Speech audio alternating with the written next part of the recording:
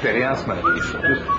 Toutes les sorties publiques que présente une campagne électorale sont inévitablement ponctuées pour les politiciens de lapsus ou de moments pour le moins défrisants.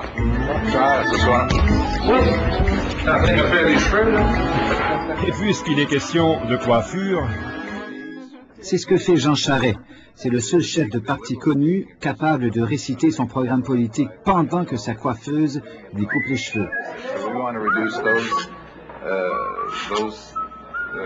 premiums by about 24%. Don't get carried away here. ce sont là des extraits d'un reportage que présentait Achille Michaud à l'émission Le Point Média en juin 1997. Ces rencontres ont leur moment de folie lorsque tout le monde parle en même temps. Un instant, je voudrais répéter la même question en anglais. En français, celle que j'ai dit en anglais.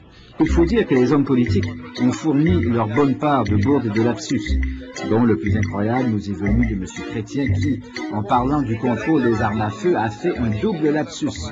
Il cherchait automatique à penser à atomique, et puis il a dit nucléaire.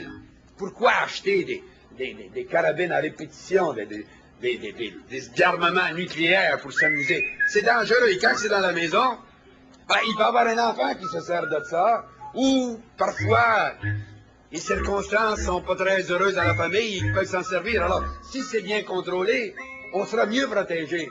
Que les hommes politiques sont donc fatigants, à toujours vouloir mesurer devant tout le monde, c'est qui fait pipi le plus loin.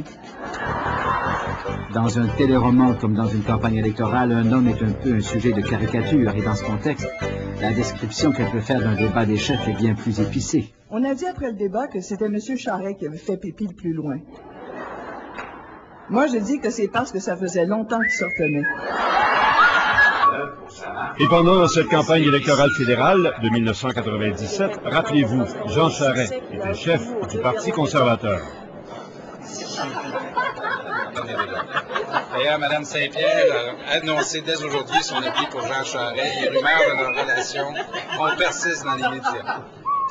Restez à l'écoute pour de futurs développements. Ouais.